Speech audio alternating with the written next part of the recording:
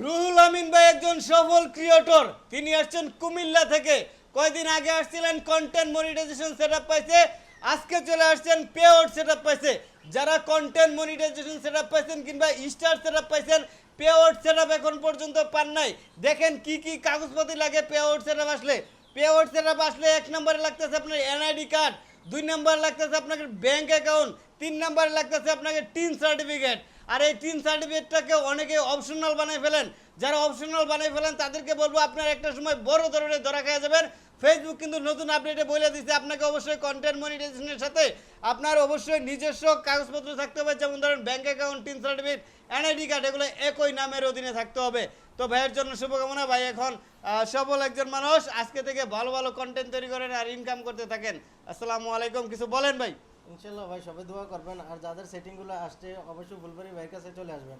উনি অনেক ভালোভাবে সার্ভিস করে সেটিং করে দিবে। ইনশাল্লাহ ইনশাল্লাহ। ভাইরা